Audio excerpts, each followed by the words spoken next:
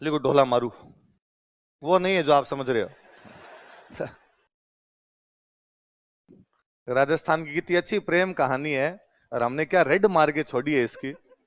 ढोला मारू कहते पौवा दिमाग में आता है। सुन लो थोड़ी सी बात है ना, यही मैं लिखवा देता हूं, कोई पूछ ले। मध्य प्रदेश में एक जगह पड़ती है नरवर। कौन सी जगह? बीकानेर में एक जगह पड़ती है पुगल। बीकानेर में कौन सी जगह? मध्य प्रदेश में कौन सी? एवं नरवर का राजा और पुगल का राजा दोनों पुष्कर आए हुए थे। कहां पर आए हुए थे? पुष्कर। पुष्कर में नहान होता है, तो पुष्कर स्नान करने के लिए आए थे। नरवर के राजा का बेटा है ढोला, जिसकी उम्र थी कोई 2.5 साल। उधर पुगल के राजा की बेटी है मारू, मरवण। मरवण कर दो या क्या कर दो, मारू कर दो। उसकी उम्र थी कोई 1.5 साल। और छोटे छोटे टाबर ही थे। और उस समय दोनों राजा राजा आपस में मिले, उन दोनों में दोस्ती हुई। उन्होंने कहा क्यों ना दोस्ती को रिश्तेदारी में बदल दिया जाए और अपने अपने टाबरों का क्या कर देते हैं, ब्याह। तो उस समय उन बच्चों की वहां पे क्या कर दी, शादी। और पहले वो हुआ करता था कि अपने ने बाल विवाह वाला कंसेप्ट भी बहुत बाद में जाके बिगड़ा है थोड़ा सा। पहले अपने होते तो बाल विवाह कर दिया करते, पर लड़कियों को भेजते बहुत बाद में थे, है ना। अभी भी गांव के अंदर बाल विवाह हो भी जाते हैं, तो उन बाल विवाहों को आप देखा कीजिए, मुकलावे गोने बहुत बाद में होते हैं उनके। तो वो मुकलावे वगैरह बाद में किए जाते थे, तो कहा भाई ब्याह तो अभी कर दो और बाद में भेज देंगे। अब उसके बाद में जो नरवर के राजा थे वो मर गए। नरवर के राजा मर गए तो वहां राजा कौन बन गया? अब इसको पता ही नहीं था, को बहुत बचपन में शादी हुई थी, इसको पता ही नहीं था यार मेरी एक शादी और हो रखी है। और इसने वहां मध्य प्रदेश में एक राजकुमारी से और शादी कर दी। मालवा की राजकुमारी थी, इसलिए नाम था मालवण।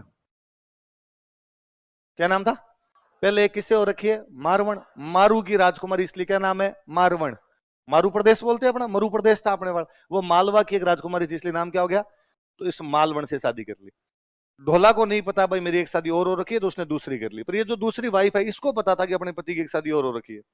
इसको कोई जानकारी मिली, जिसको लगा कि वो एक और रानी आ गई तो अपनी दुकानदारी बंद है।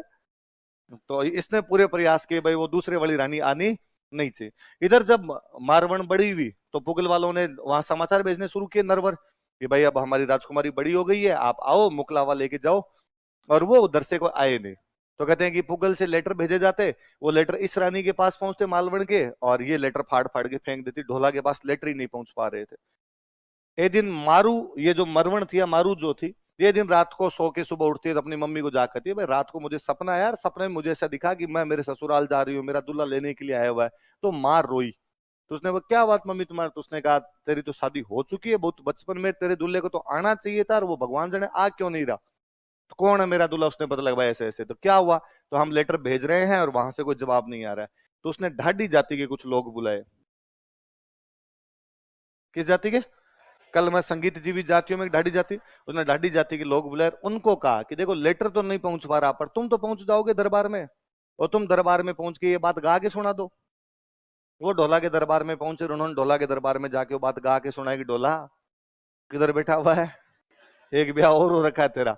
ढोला को पता चला तो ढोला ने आके अपनी रानी को कहा भाई मेरी तो एक शादी और हो रखी है, मैं उसको लेके आऊंगा। तो रानी को लगा यार बाजी तो हाथ से निकल गई, अब क्या किया जाए। फिर कहानी में कई ट्विस्ट है कि वो फिर वैसे अपने यूं पति कहती है कि देखो अभी तो सर्दी का मौसम चल रहा है, तो इतनी भयंकर बाहर ठंड पड़ रही है ना, और आपको घर से बाहर नहीं जाना चाहिए, बीमार हो जाओगे। तो बेचारा नहीं जाता।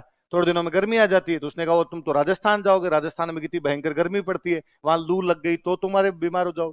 थोड़े दिनों में बरसात आती है, उसने कहा चौमासे में तो घर से बाहर जाता ही कौन है, चौमासे में तो साधु मुनि अपनी जगह से नहीं हिलते, तो तुम कैसे जाओगे। तो कई दिन तक तो वैसे रोकती है। फिर एक दिन ढोला सिग्नल तोड़ ताड़ के आ ही जाता है। ढोला ने कहा छोड़ो यार एक ब्याह और करके आते हैं।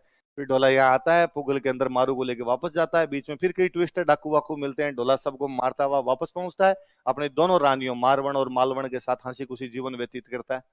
तो वो जो कहानी अपने राजस्थान की, वो कहानी क्या है, ढोला मारू। और सबसे फेमस कहानी भी, क्योंकि आपने तो कहते ही है कि मर्दर थारे देश में निपजे 3 रतन, एक ढोलो दूजी मारवण तीजो कसुमल रंग।